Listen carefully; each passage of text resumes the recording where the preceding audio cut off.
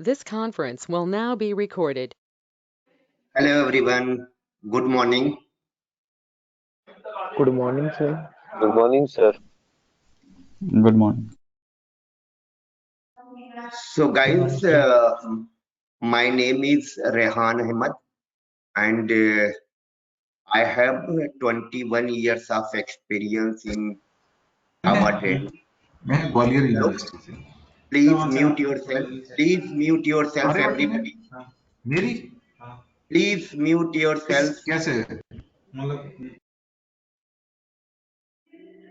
Hello everyone, once again. So as I said, my name is Rehan Ahmed and I have 21 years of experience in Java training. Java is 27 years old. It was introduced in 1995 and I am working as a Java trainer from the last 21 years. So I know very well about Java.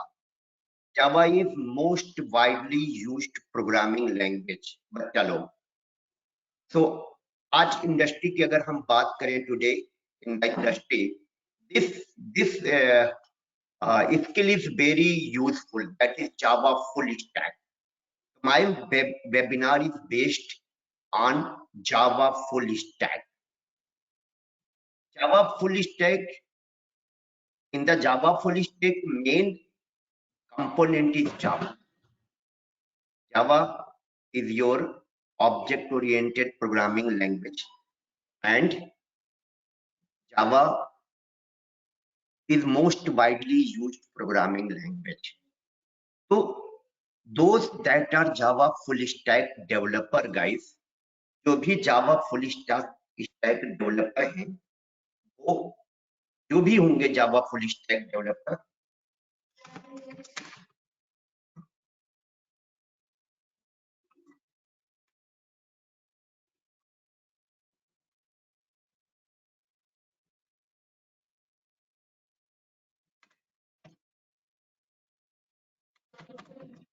this is the advantage of Java full stack developer. जो भी Java full stack developer होगा बच्चा लोग, that Java full stack developer can build both front end and back end of the application. कोई भी application जब आप build करोगे, let us suppose you are college student and you have a project in your final year, so that project is an application. In that project you have to build front end as well as back end. Front end भी बनाना होगा आपको, back and भी बनाना होगा उस project. तो कोई भी application होगा उसमें दो आपके पार्ट होंगे। एक एप्लीकेशन का फ्रंट एंड होगा जो यूजर के इंटरेक्शन के लिए बनाया जाता है, और एक बैक एंड होगा जो टास्क परफॉर्म करने के लिए, यूजर का जो भी टास्क परफॉर्म होगा that will be performed by back end. Back end की कोडिंग सबसे डिफिकल्ट कोडिंग मानी जाती है। Building front end is bit easier than building back end program. जो फ्रंट एंड का बच्चा लोग प्रोग्राम होता है उसे बनाना बैक एंड की प्रोग्रामिंग से आसान होता है। तो ये दो पार्ट आपके, अगर आप जावा फुल स्टैक डेवलपर हैं तो आपको फ्रंट एंड का भी प्रोग्रामिंग आएगा, यानी आप जानते होंगे, और बैक एंड की। इस समय इंडस्ट्री में जावा फुल स्टैक डेवलपर का सबसे ज्यादा डिमांड है। तो सबसे ज्यादा डिमांड अगर इंडस्ट्री में हम बात करेंगे तो that is Java full stack developer. Java full stack developer जब आप बनोगे तो फ्रंट एंड के लिए आपको एक, आपने सुना होगा नाम एंगुलर फ्रेमवर्क, और एक है रिएक्ट जेएस। दोनों में से कोई एक सीखना पड़ेगा, एंगुलर और या रिएक्ट।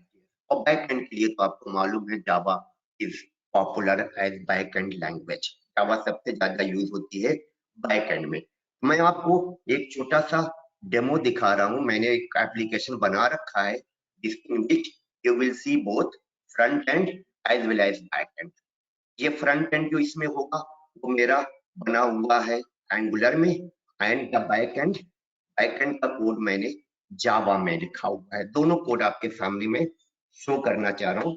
देखिए ये मेरा विजुअल स्टूडियो कोड है आईडी, इसमें मेरा ये फ्रंट एंड का कोड लिखा हुआ है। This code is already running and here I am accessing the page. This is my front and बच्चा। इसी को हम लोग फ्रंट एंड बोलते हैं। जैसे ये एक वेबसाइट टाइप का है, तो ये मेरे एप्लीकेशन का फ्रंट एंड हो गया।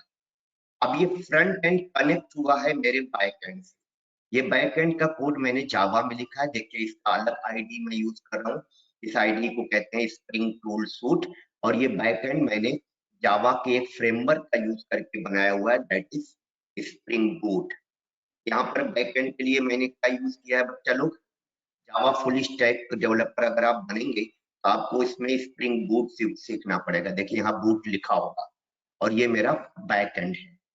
ये पूरा बैकएंड का अंदर यहाँ पर कोड पूरा कंप्लीट लिखा हुआ है।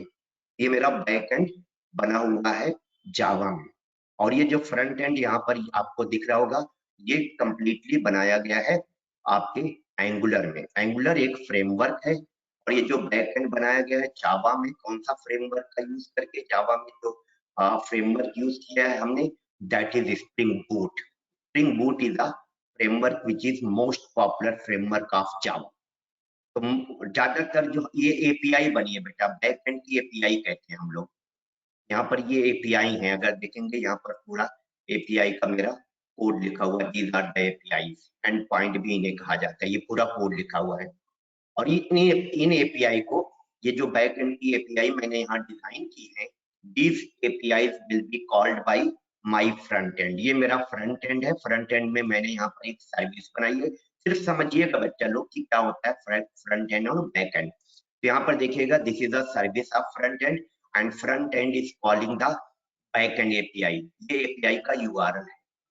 ये जो मैंने फ्रंट एंड बनाया है, उस फ्रंट एंड की एपीआई का यूआरएल है।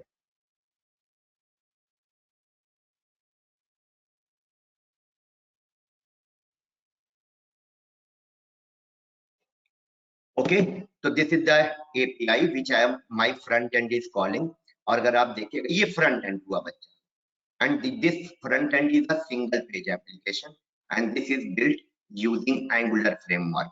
React JS में भी बन सकता है। देखिए जो डेटा आपको आ रहा है, ये फ्रंट एंड शो कर रहा है, बट इसके लिए front end is calling these APIs which I have here। यहाँ पर ये APIs बनी हुई हैं, इन्हीं में से ये वाली API हमारा फ्रंट एंड कॉल कर रहा है, जिसमें हमने लिखा होगा get persons, ये वाली API, जिसमें पूरी लिस्ट प्रोवाइड। तो फ्रंट एंड और बैक एंड को टेक्निकली आप समझें, this is my front and and this is my back and. तो दोनों का कोड किसमें लिखा गया है? फ्रंट एंड का जो कोड है उसके लिए I have used angular framework, and back and के लिए मैंने क्या यूज किया है, जावा में ही स्प्रिंग बूट एक फ्रेमवर्क होता है, उसका यूज किया है। तो आप लोगों को आज इंडस्ट्री में अगर बात करें, सबसे अच्छा पैकेज जो प्रोवाइड किया जाता है वो हमारे फुल स्टैक डेवलपर को ही दिया जाता है, जावा फुल स्टैक डेवलपर। तो आप लोग कॉलेज स्टूडेंट्स हैं, तो आप लोग ट्राई करिएगा कि फुल स्टैक डेवलपर ही बनिएगा, बिकॉज बहुत अच्छा इसमें स्कोप मिलता है बच्चों को। थोड़ा डिफिकल्ट होगा आपके लिए, लेकिन डिफिकल्ट बहुत ज्यादा तो नहीं होगा, आसानी से आप फ्रंट फुल स्टैक डेवलपर बन सकते हैं। After becoming full stack developer, you can build both front end and back end of the application। जैसा मैंने यहाँ पर आपको शो किया, ये देखिए मेरा फ्रंट एंड का कोड है, जिसको मैंने एंगुलर फ्रेमवर्क में फ्रंट एंड जो यूजर के लिए बनाया जाता है, यहाँ आपको दिख रहा है ये होम हुआ, ये सेव पर्सन हुआ। अगर मैं किसी पर्सन का रिकॉर्ड सेव करूंगा तो ये रिकॉर्ड परमानेंटली डेटाबेस में हमारे बैकएंड को मिलेगा, और बैकएंड इसे डेटाबेस में क्या करेगा, स्टोर करेगा। यहाँ सारे वैलिडेशन लगी हुई है बेटा। अगर वैलिडेशन होता है, तो ये जो वैलिडेशन यूज किया जाता है, इसके लिए जावा स्क्रिप्ट यूज होती है। जैसे अगर हमने फर्स्ट नेम में अल्फाबेट के अलावा डिजिट डाल दिया, तो आप देख सकते हैं you are getting a message. This message is what, validation message. यानी my front end is checking whether user is giving correct value in the input box और नॉट। और इनपुट बॉक्स के लिए मैंने क्या वैलिडेशन लगा रखा होगा, और ये वैलिडेशन कैसे इम्पोज हुआ होगा, इस वैलिडेशन के लिए यूज किया गया होगा जावा स्क्रिप्ट। और इसमें और क्या क्या चीजें यूज की गई होंगी, ये जो पेज बनते हैं, पेज के लिए बेटा HTML, CSS और बूटस्ट्रैप यूज किया है। क्या क्या? HTML, CSS और बूटस्ट्रैप। और वैलिडेशन के लिए यूज किया है जावा स्क्रिप्ट। ये सब एंगुलर फ्रेमवर्क सीखने पर आपको सीखना पड़ेगा। जब आप एंगुलर फ्रेमवर्क का यूज करेंगे फ्रंट एंड डेवलपमेंट में, तो you will have to learn HTML। HTML you know very well guys, HTML is the markup language, जिसका फुल फॉर्म है hyper text markup language. CSS का यूज किया जाता है। ये जो आपके पेजेस बने हैं फ्रंट एंड जो दिख रहा है यूजर को, इनको इंटरेक्टिव बनाने में, तो CSS को कहते हैं कैस्केडिंग स्टाइल शीट। ये जो कैस्केडिंग स्टाइल शीट है, ये हमारा CSS होता है, और CSS का यूज किया जाता है आपका जो पेजेस बनते हैं, जो फ्रंट एंड जिसको कह लीजिए, उनको इंटरेक्टिव बनाने में। अब बूटस्ट्रैप की मदद से इसका डिजाइन जो है रिस्पॉन्सिव बनाया जाता है। रिस्पॉन्सिव का मतलब होता है बच्चा लोग कि according to the screen size हमारे ये जो फ्रंट एंड में कंपोनेंट होंगे, इनको कंपोनेंट बोला जाता है, ये अपना साइज चेंज करेंगे। अगर ये मोबाइल फोन में पेज खोला जाएगा तो ये जो टेक्स्ट बॉक्सेस दिख रहे हैं, इन सब का साइज ऑटोमेटिकली साइज स्मॉल हो जाएगा। अगर स्क्रीन बड़ी हो जाएगी तो ये साइज उसके हिसाब से इंक्रीज कर जाएगा।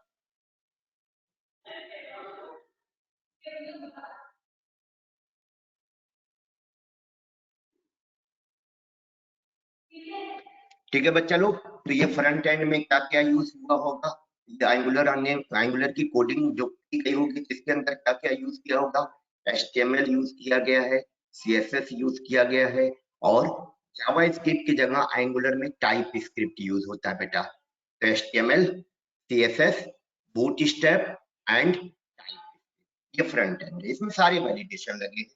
अगर मेरे फर्स्ट नेम मेरा अल्फाबेट होना चाहिए, लास्ट नेम अल्फाबेट, नंबर में 10 डिजिट होना चाहिए, तो ये 10 डिजिट का हो गया। अब जब ये सारा, देखिए अभी भी वैलिडेशन में प्रॉब्लम आ रहा है, 10 डिजिट से ज्यादा हो गया। ईमेल ईमेल करेक्ट होना चाहिए, अगर ईमेल सही नहीं डाला जाएगा तो इसमें भी वैलिडेशन लगाया गया है, और वैलिडेशन मैसेज इमीडिएटली आ जाएगा apple@gmail.com। पेज अगर हमारा हमने लिया हुआ है, उसके लिए वैलिडेशन कोई नहीं है। और देखिए सेव पर्सन बटन डिसेबल था, भी इनेबल हो गया। जब तक सारी वैल्यू नहीं डाली जाएंगी, देखिए ये वैल्यू फिल नहीं की गई है, तो now save record button is disable. तो ये सब चेकिंग कैसे हो रही होगी, इसके लिए एंगुलर में यूज किया गया है बेटा जावा स्क्रिप्ट। एंगुलर यूज करता है टाइप स्क्रिप्ट, और टाइप स्क्रिप्ट जो होता है वो कन्वर्ट होता है जावा स्क्रिप्ट में। एंगुलर जो फ्रेमवर्क है उसमें जो कोडिंग के लिए, यानी जो हमारा फ्रंट एंड बनेगा उसमें कोड भी लिखा जाएगा। कोडिंग के लिए कौन सी लैंग्वेज यूज की जाती है, दैट इज टाइप। अब अगर यहाँ पर सेव रिकॉर्ड पे क्लिक किया जाएगा तो ये हमारा एंगुलर क्या करेगा, हमारी जो बैक एंड की एपीआई बनी है, इसको एपीआई कहते हैं बेटा, ये वाली एपीआई जिसका नाम हमने रखा होगा ऐड पर्सन, ये वाली एपीआई को कॉल कर देगा। अगर चाहें तो मैं यहाँ पर एक मैसेज दिखा देता हूँ, आपको समझ में आ जाएगा। Let me show you a message. ये जावा का कोड लिख रहा हूँ, system dot out dot internal. ये सिंपल मेरा क्या करेगा, अगर मैं वहां पर क्लिक करूंगा, वहां पर सेव रिकॉर्ड पे क्लिक करूंगा, तो ये हमारा मैसेज शो कर देगा। एक सेकंड रुकिए, ऐड एपीआई कॉल। अभी देखिएगा, you will get this message, add API call. और ये जो एपीआई कहते हैं, ये बैकएंड का पूरा कोड है एपीआई का।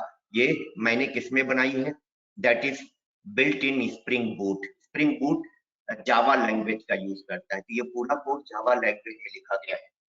फ्रेमवर्क कौन सा यूज किया गया है, स्प्रिंग बूट। ये सब आपके फुल स्टैक का पार्ट है बच्चा लोग। जावा फुल स्टैक में आपको स्प्रिंग फ्रेमवर्क भी सिखाया जाता है, स्प्रिंग बूट भी सीखना पड़ेगा, स्प्रिंग एमवीसी भी सीखना पड़ेगा। ये सारे framework you have to learn.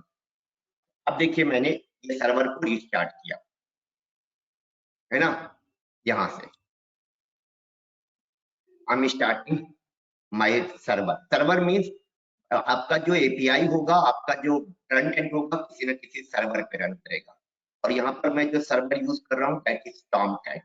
और यहाँ पर आप देखेंगे मैसेज आ रहा होगा, टॉमकैट सर्वर इज स्टार्टेड। अगर यहाँ राइट साइड में मैं दिखाऊंगा, एक मैसेज आ रहा होगा, Tomcat server started on port 909। तो ये टॉमकैट सर्वर स्टार्ट हो चुका है। अभी देखिएगा यहाँ मैसेज आएगा जब ये सेव रिकॉर्ड पे क्लिक करेगा। ये सेव रिकॉर्ड पे क्लिक किया गया, एपीआई कॉल हुई। अब आप यहाँ पर जाके देखिएगा, मेरा ये जो फ्रंट एंड है, यहाँ पर एक मैसेज आ गया होगा। मैंने जो वो कोड लिखा था इसका ऐड पर्सन वाला, उसका एपीआई कॉल हुआ है। ये देखिए ऐड एपीआई कॉल्ड वाला मैसेज आ गया।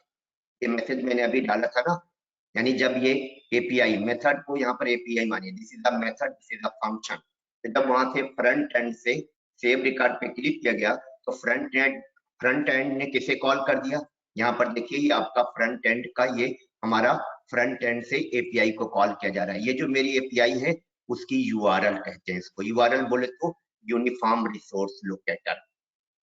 तो टेक्निकली आप लोग समझे बच्चा कि फ्रंट एंड और बैक एंड क्या हुआ। अब अगर जावा फुल स्टैक की बात करेंगे तो जावा फुल स्टैक में सबसे पहली चीज आपकी आती है कोर जावा। कोर जावा आप लोग फैमिलियर होंगे कोर जावा के बारे में, और ये बेटा कोर जावा जो होती है हमारी जावा की बेस होती है, यानी विदाउट लर्निंग कोर जावा आप जावा फुल स्टैक नहीं सीख सकते। तो कोर जावा इज बेस, इसी में आपकी जावा लैंग्वेज होगी। कोर जावा के बाद आपको ट्रेनिंग लेनी पड़ेगी एडवांस जावा, यानी फुल स्टैक में ये सारी स्किल्स आपके पास होनी चाहिए। Core Java, then advance Java, और एडवांस जावा में भी क्या क्या चीजें आपकी आएंगी। एडवांस जावा की मैं बात करूं तो एडवांस जावा में there are so many things, जैसे आपका एडवांस जावा में एक टेक्नोलॉजी बड़ी पॉपुलर है जावा की, सर्वलेट्स। ये सर्वलेट्स टेक्नोलॉजी हो जाएगी, this is advance Java technology. एक जेएसपी टेक्नोलॉजी है, जेएसपी का फुल फॉर्म है जावा सर्वर पेजेस, ये जेएसपी बोलते हैं। ये भी एक टेक्नोलॉजी है। आपका जो आईआरसीटीसी है, अगर हम सभी लोग आईआरसीटीसी यूज करते हैं, आईआरसीटीसी कंप्लीटली जेएसपी में बनाया गया है इस टेक्नोलॉजी का यूज करके, ये जावा की टेक्नोलॉजी है। इसी तरह से इसमें आपको एचटीएमएल, सीएसएस, जावास्क्रिप्ट, ये सब एडवांस जावा का पार्ट है। जावास्क्रिप्ट और बूटस्ट्रैप, ये सारी चीजें आपके पास स्किल में होनी चाहिए। साथ ही साथ JDBC, JDBC stand for Java database connectivity, this is JDBC बच्चा, जावा डेटाबेस कनेक्टिविटी। साथ ही साथ कलेक्शन फ्रेमवर्क, कलेक्शन फ्रेमवर्क आपका पूरा डेटा स्ट्रक्चर होता है। एडवांस जावा के बाद आपको क्या स्किल आपके पास होनी चाहिए, ये सारी स्किल तो फुल स्टैक में आपके पास होनी चाहिए।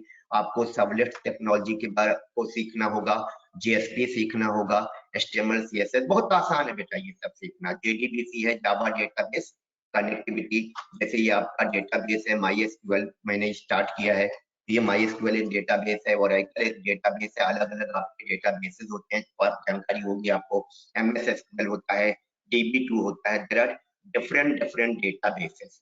तो वो डेटाबेसेस की आपको जानकारी पूरी होनी पड़ेगी। उसमें इंसर्ट क्वेरी होता है, डिलीट क्वेरी, अपडेट क्वेरी, अलग अलग तरह की क्वेरी फायर करते हैं, जैसे टेबल क्रिएट। अब जैसे डेटाबेस क्रिएट करना, आपने ये माईएसक्यूएल का ओपन कर दिया, अब यहाँ पर अगर आपको डेटाबेस क्रिएट करना है तो डेटाबेस क्रिएट करने के लिए क्या क्वेरी लिखा जाता है, ये सब में कॉमन है बेटा। डेटाबेस क्रिएट करने के लिए क्रिएट डेटाबेस और डेटाबेस का नाम, कोई भी नाम आप रख दे, ये डेटाबेस का नाम हो जाएगा, तो इस नाम से डेटाबेस क्रिएट हो जाएगा।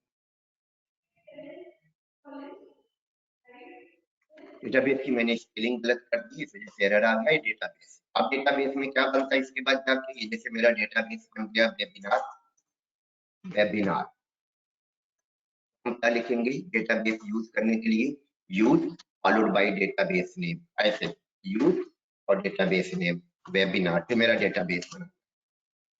जैसे अगर आप सभी लोगों का मेरा डेटा यहाँ स्टोर करना हो डेटाबेस में, तो मुझे एक टेबल क्रिएट करनी होगी, ऐसा टेबल क्रिएट करते हैं, ये सब जानकारी आपको होना चाहिए। तो पहले क्या क्रिएट हुआ, डेटाबेस, ये बैकएंड के लिए जानकारी होना बहुत जरूरी है बच्चा लोग डेटाबेस का। फर्स्ट ऑफ ऑल डेटाबेस, और डेटाबेस के बाद फिर क्या, टेबल क्रिएट करेंगे, तो create table and then table name. जैसे सारे स्टूडेंट्स जितने भी मेरी वेबिनार को अटेंड कर रहे हैं, अगर सबका डिटेल मुझे रखना है, मैं परमानेंटली डेटाबेस में बेटा डेटा परमानेंटली रखा जाता है, क्रिएट टेबल स्टूडेंट इन्फो ऐसे।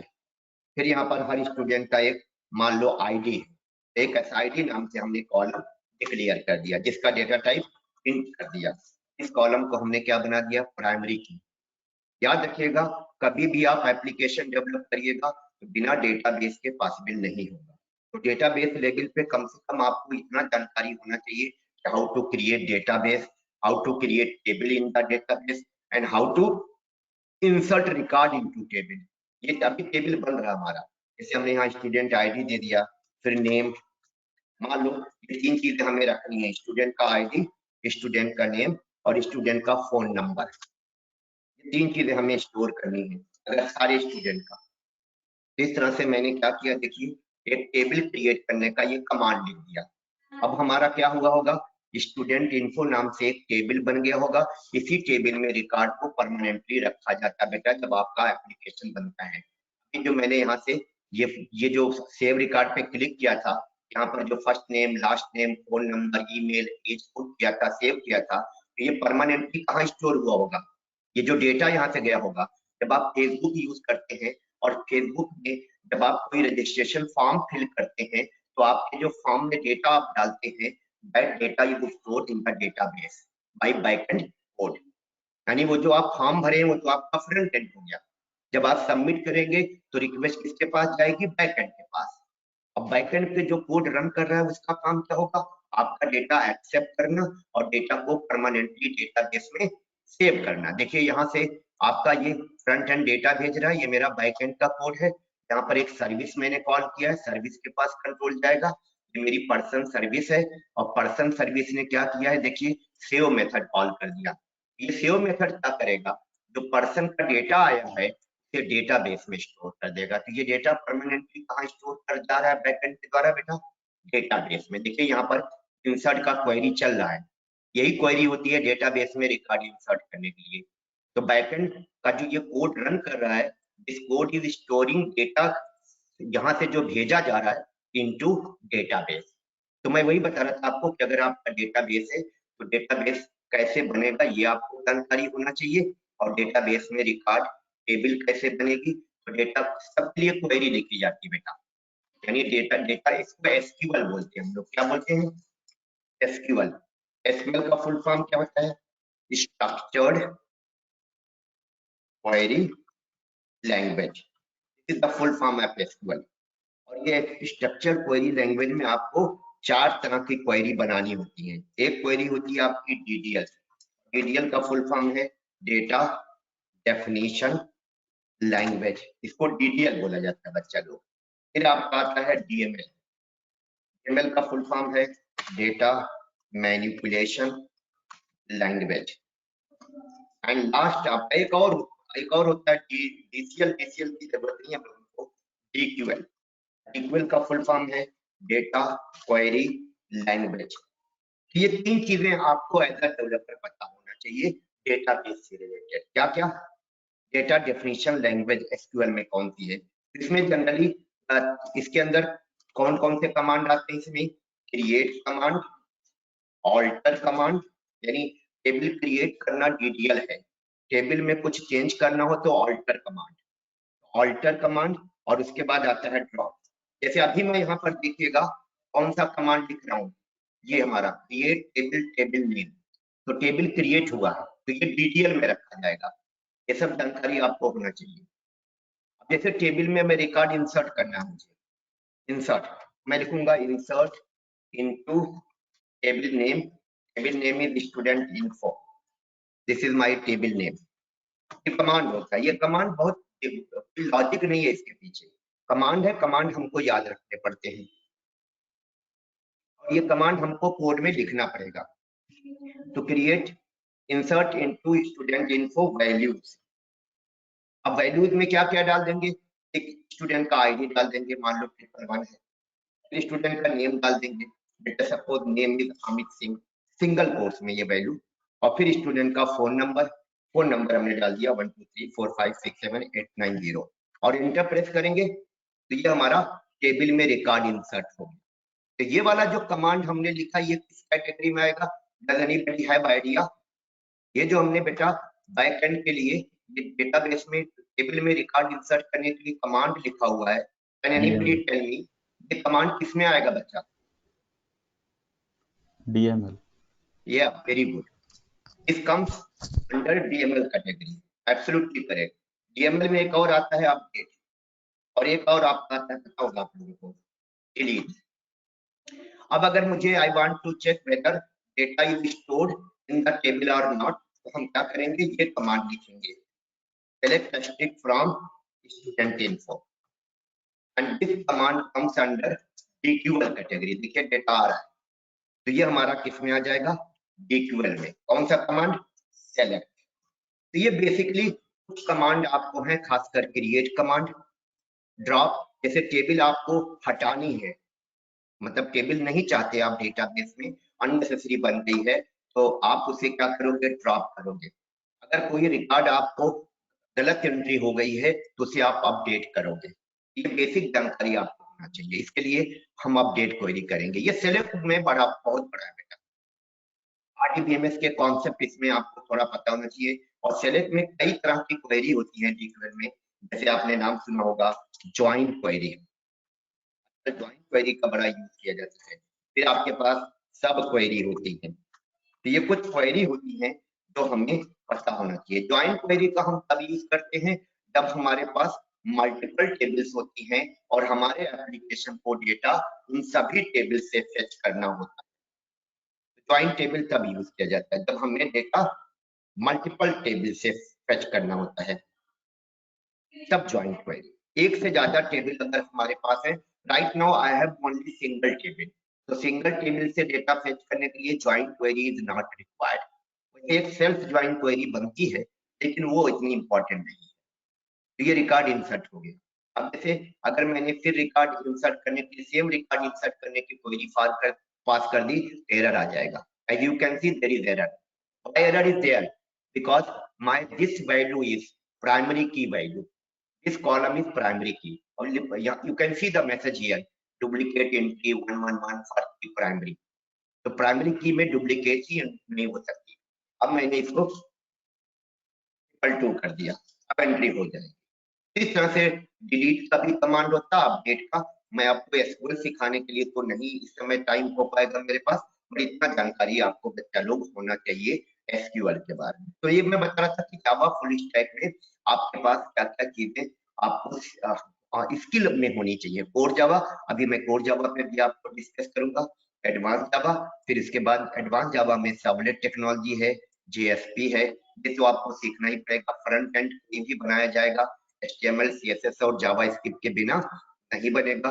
फिर JDBC है, और डेटा स्ट्रक्चर के लिए कलेक्शन फ्रेमवर्क। ये कलेक्शन फ्रेमवर्क पूरा समझ लीजिए जावा में बेटा क्या है, डेटा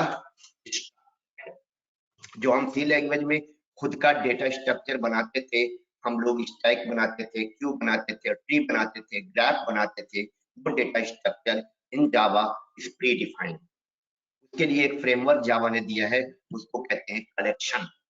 फायदा, फुल स्टैक डेवलपर आप डेटा स्ट्रक्चर के लिए कलेक्शन फ्रेमवर्क यूज करोगे। इसमें आपको अलग अलग कोड प्री डिफाइन मिलेंगे, हर के लिए कोड मिलेगा। स्टैक के लिए हमारा कोड लिखा होगा pre define, link list, array, सब कुछ यूज होगा। तो फुल स्टैक जावा डेवलपर के लिए आपके पास क्या क्या स्किल होनी चाहिए, कोर जावा की, कोर जावा में अभी मैं आऊंगा क्या क्या सीखना होगा, फिर एडवांस जावा, फिर इसके बाद बेटा आएगा जावा फ्रेमवर्क। जावा फ्रेमवर्क में कौन कौन से फ्रेमवर्क हैं, एक फ्रेमवर्क है हाइबरनेट, एक फ्रेमवर्क आपका है स्प्रिंग। ये सब जावा के बड़े यूजफुल फ्रेमवर्क हैं। इंडस्ट्री में आप जाएंगे तो आपसे आपकी स्किल में देखा जाएगा कि आपको कौन कौन से फ्रेमवर्क जावा के आते हैं। तो ये सारे फ्रेमवर्क बड़े यूजफुल हैं जावा के। कोई भी एप्लीकेशन डेवलप किया जाएगा उसमें हाइबरनेट फ्रेमवर्क का भी रोल होगा, स्प्रिंग फ्रेमवर्क का भी रोल होगा, स्प्रिंग एमवीसी का रोल होगा। एमवीसी यहाँ पर बेटा होता है full form model view controller, ये एक डिजाइन पैटर्न है। MVC is a design pattern, बड़ा हेल्पफुल होता है वेब एप्लीकेशन डेवलपमेंट के लिए। डिस्कस करूंगा मैं कि MVC का मतलब क्या होता है, MVC का रोल क्या होता है। तो ये स्प्रिंग MVC है। And one more framework is given, that is spring boot. सबसे ज्यादा यूज होने वाला फ्रेमवर्क स्प्रिंग बूट है। एक और फ्रेमवर्क है JPA, जावा परसिस्टेंस API। इसी तरह से आपका इसका एक्सटेंशन है JPA का स्प्रिंग डेटा JPA। ये सब फुल स्टैक में आपके पास स्किल होनी चाहिए। इसी तरह से वेब सर्विसेज है ना, देन फाइनली आपका फ्रंट एंड के लिए फॉर फ्रंट एंड डेवलपमेंट, यानी फुल स्टैक डेवलपर है, इसका मतलब आप बैक एंड का कोडिंग भी कर लेते हैं and you are able to build front end code also.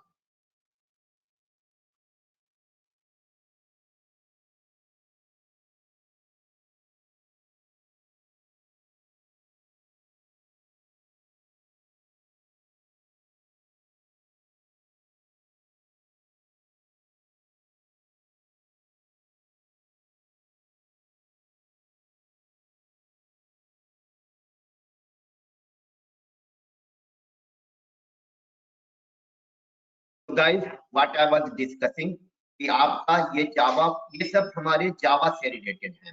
ये जो मैंने सब लिखा हुआ है ये these are related to the Java, core Java, advance Java, ये सब Java, Hibernate, Spring, Spring MVC, Spring Boot, JPA, Spring Data, JPA, JPA stand for Java persistence API, JPA को हम कहते हैं जावा persistence API.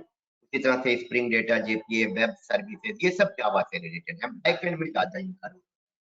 Front end development के लिए आपको क्या चाहिए, या तो आपको एंगुलर सीखना है, एंगुलर फ्रेमवर्क, या फिर you have to learn React JS. React JS बेटा और एंगुलर में एक फर्क है। तो मैंने ये आपका फ्रंट एंड दिखाया था, दिस वन, ये मैंने बनाया हुआ है एंगुलर में, और ये एंगुलर का कोड है बेटा। आप इस कोड में देखिएगा तो आपको HTML भी नजर आएगा, दिस इज HTML। यहाँ पर अगर आप देखें ये HTML है और ये HTML का पूरा कोड है, दिख रहा होगा ड्यू, इनपुट, लेबल, ये सब टैग हैं। और ये जो हमारा कोड लिखा गया है ये एंगुलर में टाइप स्क्रिप्ट लैंग्वेज का यूज करके, नॉट जावा। एंगुलर कौन सी लैंग्वेज यूज करता है, एंगुलर की अगर बात करेंगे, एंगुलर फ्रेमवर्क है और it uses type script language, एक टाइप स्क्रिप्ट नाम की लैंग्वेज है, कोडिंग के लिए यूज करता है। और ये रिएक्ट जेएस क्या है, रिएक्ट जेएस फ्रेमवर्क नहीं है बेटा, it is a library, front end के लिए दी गई है लाइब्रेरी। और ये क्या यूज करता है कोडिंग के लिए, इट यूजेस जावा स्क्रिप्ट, नाम में ही जावा स्क्रिप्ट है, जेएस लैंग्वेज, यानी जो फ्रंट एंड की कोडिंग होगी HTML CSS के अलावा इसमें एंगुलर में क्या आ जाएगा, टाइप स्क्रिप्ट, और रिएक्ट जेएस में क्या आ जाएगा, जावा स्क्रिप्ट बच्चा। यानी ये जो वैलिडेशन वाला कोड है, हमने यहाँ पर कर्सर टच किया और टाइप नहीं किया, देखिए मैसेज आ गया फर्स्ट नेम इज रिक्वायर्ड, ये पूरा कोड किसमें किया गया होगा, अगर आप देखिएगा यहाँ पर ये टाइप स्क्रिप्ट का यूज करके वैलिडेशन लगाया गया। देखिए ये जो वैलिडेशन का कोड दिख रहा होगा, वैलिडेटर्स डॉट रिक्वायर्ड, इसके लिए फर्स्ट नेम के लिए, ये मेरा फर्स्ट नेम था और फर्स्ट नेम के लिए देखिए यहाँ पर वैलिडेशन पुट कर दिया गया है, this is a validation, what validation, I have put here validators dot required, required means इसमें वैल्यू डालना मैंडेटरी है। और ये वैलिडेशन का कोड कैसे किया गया है, टाइप स्क्रिप्ट लैंग्वेज में, विच लैंग्वेज, दोनों में फर्क जानिएगा। एंगुलर फ्रेमवर्क अपने कोडिंग के लिए, फ्रंट एंड की कोडिंग के लिए, प्रोग्रामिंग वाली कोडिंग जिसको कहते हैं, टाइप स्क्रिप्ट लैंग्वेज यूज करता है। पेज बनाने के लिए तो HTML और CSS होगा बच्चा, बट कोडिंग भी तो होगी, प्रोग्रामिंग भी तो होगी, that programming will be done using which language, type script. Type script language compilation के बाद जावा स्क्रिप्ट में बदलती है, तो type script is the super set of Java. और रिएक्ट जेएस की बात करिएगा, रिएक्ट जेएस फ्रेमवर्क तो नहीं है, लाइब्रेरी है, और ये फ्रंट एंड की कोडिंग के लिए क्या यूज करता है, जावा। क्लियर बच्चा लोग, ये ओवरऑल फुल स्टैक के लिए आपके पास स्किल होनी चाहिए। दोस्त who are full stack developer, 3-4 साल के एक्सपीरियंस के बाद, मैंने अमूमन जो मैंने ऑब्जर्व किया है, मेरा करियर 21 ईयर्स का है, तो ये 21 ईयर्स के करियर में जो मैंने ऑब्जर्व किया है वो ये है कि करीब 20 से 25 के बीच में पैकेज हो जाता है स्टूडेंट्स, और कई स्टूडेंट्स तो ऐसे हैं जिनके पास 4 इयर्स का जावा फुल स्टैक का एक्सपीरियंस है, they are getting more than 30 lakh per annum. ये कितना अच्छा पैकेज कंपनी प्रोवाइड करती है जावा फुल स्टैक डेवलपर को। लेकिन आप लोगों को चूंकि आप लोग अभी फ्रेशर हैं, जॉब के लिए आगे जाएंगे, तो आई वुड सजेस्ट कि ये सीखने में सबसे ज्यादा फोकस करिएगा कोर जावा पे। कोर जावा की अगर बात करूं बच्चा लोग, कोर जावा हमारी लैंग्वेजेस का बेस है, बेस कोर जावा। कोर जावा में अगर आपने अच्छी स्किल नहीं बिल्ड की तो समझ लीजिए आपकी प्रोग्रामिंग अच्छी नहीं मानी जाएगी। कोर जावा बेस है, it is base of knowledges and Java frameworks. तो इसको इसकी इसकी कोर जावा में कई चीजें हैं, जैसे आपका ऊप्स कॉन्सेप्ट है। ऊप्स कॉन्सेप्ट आपका बहुत सॉलिड होना चाहिए। अब उस कॉन्सेप्ट में आप लोगों को आइडिया होगा चलो क्या क्या होता है। उस कॉन्सेप्ट में आपका इनकैप्सुलेशन होता है, शायद पता हो। इनकैप्सुलेशन का पर्पस क्या होता है बच्चा लोग? डेटा हाइडिंग, यानी हमारा जो डेटा मेमोरी में रखा जाएगा, और to keep data into memory program will create object, और ऑब्जेक्ट क्रिएट करके डेटा हाइडिंग की जाती है। तो इनकैप्सुलेशन में क्या है? Data hiding. In this case program creates object keep data in memory, यानी मेमोरी में डेटा रखने के लिए प्रोग्राम को, आपको पता है कोई दुनिया का प्रोग्राम बनेगा, चाहे वो फ्रंट एंड हो बेटा चाहे वो बैक एंड, से डेटा रखने के लिए इसका मेमोरी में क्या चाहिए? स्पेस। ऑब्जेक्ट ओरिएंटेड प्रोग्रामिंग में वो स्पेस हमारा ऑब्जेक्ट होता है, कंटेनर कह लीजिए, वेरिएबल नहीं बोलिएगा, वेरिएबल का एक्सटेंशन है ऑब्जेक्ट। तो इनकैप्सुलेशन में यही आपने करना होगा, डेटा हाइड करिए, यानी मेमोरी में डेटा छुपा के रखिए जिससे दूसरा प्रोग्राम आपका डेटा एक्सेस ना कर पाए, हाइडिंग डेटा। ये इनकैप्सुलेशन है। कैसे हाइड किया जाएगा? Our program will create object and keep data into that object. Data को कहां रखेगा? ऑब्जेक्ट में रखेगा। ये है इनकैप्सुलेशन। और इसके लिए क्या होगा? Program will call methods to use data. Data जो ऑब्जेक्ट में रखा जाएगा वो use that data, program will create object, sorry program will call methods. और ऑब्जेक्ट के लिए क्या होता है? For object will define. आप ऑब्जेक्ट के लिए क्या करोगे बच्चा लोग? क्लास डिफाइन करोगे। क्लास क्या होता है? Class it is blueprint of the object. ये ब्लूप्रिंट होता है ऑब्जेक्ट का। प्रोग्राम जो होता है, program uses class to create object, यानी ऑब्जेक्ट क्रिएट करने के लिए प्रोग्राम क्या करता है? क्लास बनाता है। मैं एक छोटा सा आपको डेमो दे रहा हूँ, वेट करिएगा। मैं आपको एक डेमो दे रहा हूँ, इसमें दिखाऊंगा कि देखिए डेटा मेरा हाइड होगा और उस डेटा को हम प्रोग्राम में कैसे यूज करेंगे। तो लेट मी शो अ डेमो। ये बड़ा बेसिक प्रोग्रामिंग है लेकिन बहुत यूजफुल है। ऑब्जेक्ट ओरिएंटेड प्रोग्रामिंग को समझना बहुत जरूरी है। ठीक है बच्चे लोग, मैं आपको एक छोटा सा ऑब्जेक्ट ओरिएंटेड का प्रोग्राम बना के दिखाऊंगा। इसमें मेरा प्रोग्राम क्या करेगा? डेटा स्टोर करने के लिए ऑब्जेक्ट बनाएगा। Program will create object to store the data, और उसको मैं देखिएगा कैसे यूज करूंगा। Just wait a minute, let me start my IDE. This is the Eclipse IDE I am using. There are so many IDE, ऐसे ढेर सारे ID आपको मिलेंगे जिसका यूज करके आप जावा की प्रोग्रामिंग कर सकते हैं। उसमें सबसे पॉपुलर है आपकी इक्लिप्स।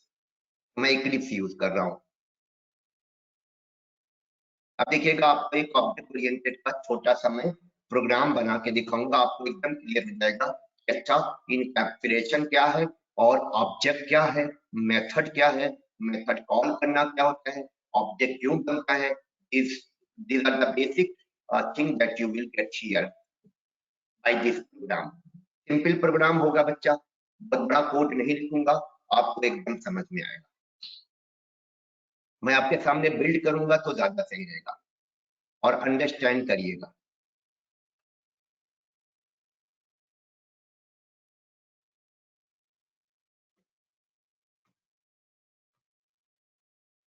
जैसे बैंक वगैरह में आजकल ना ट्रांजैक्शन होता है, उसी से रिलेटेड छोटा सा मैं बिना डेटाबेस का यूज किए, मेमोरी बेस्ड रहेगा मेरा, कोई इसमें डेटाबेस का इन्वॉल्वमेंट नहीं होगा, मेमोरी बेस्ड मेरा प्रोग्राम रन बनेगा।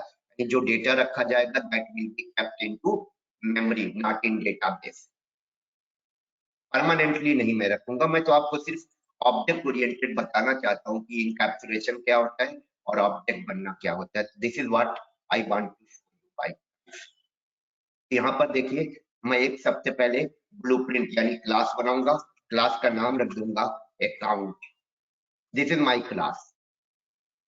ये टेम्पलेट होता है ऑब्जेक्ट का। क्लासेस जो होती हैं हमारी ऑब्जेक्ट का ब्लूप्रिंट होती है या टेम्पलेट, यानी मेरा प्रोग्राम जो ऐप बनेगा, अभी प्रोग्राम नहीं बना बेटा, अभी मैं टेम्पलेट क्रिएट कर रहा हूँ। I am just creating a template. Class को हम टेम्पलेट बोलते हैं या ब्लूप्रिंट बोलते हैं। दिस इज अ टेम्पलेट और blueprint which I am creating here. And मैं यहाँ पर देखिएगा ढेर सारी इंफॉर्मेशन अकाउंट से रिलेटेड होंगी। देखिए अकाउंट से रिलेटेड, अकाउंट का जब ऑब्जेक्ट बनेगा तो उसमें क्या क्या डेटा होगा, अकाउंट होल्डर का नाम होगा, उसका टोटल अमाउंट होगा, और भी उसका फोन नंबर होगा, उसका पिन नंबर होगा। But I am storing only one value, that is amount. यहाँ पर अमाउंट क्या है बच्चा लोग, अमाउंट वेरिएबल है, इंट उसका डेटा टाइप है, और प्राइवेट एक मॉडिफायर है जिसको एक्सेस मॉडिफायर कहते हैं, जिससे डेटा हाइड किया जाता है। और ये जो हम क्लास डिफाइन कर रहे हैं, this is what, this is your encapsulation. तो ये मेरा बन गया। अब यहाँ पर अमाउंट में मैंने वैल्यू असाइन मुझे डालनी है, तो मैंने यहाँ पर अमाउंट में इनिशियल वैल्यू डाल देता हूँ 5000। यानी किसी का भी अकाउंट जब क्रिएट होगा, अकाउंट ऑब्जेक्ट में जो अमाउंट होगा दैट विल बी 5000। अब इसमें मैं कुछ मेथड्स बनाऊंगा, इसको मेथड्स कहते हैं हम लोग बच्चा। कैसे, एक मेथड मैंने बनाया, फंक्शन कह लीजिए शो बैलेंस। इस मेथड को क्या रोल दूंगा मैं, बैलेंस शो कर दे तो अमाउंट को। यहाँ पर मैंने मैसेज दे दिया योर करंट, ठीक है, मैसेज दे रहा हूँ करंट बैलेंस इज, और यहाँ पर मैंने बैलेंस शो करने का कोड लिख दिया। ये इस तरह से मैसेज आ जाएगा।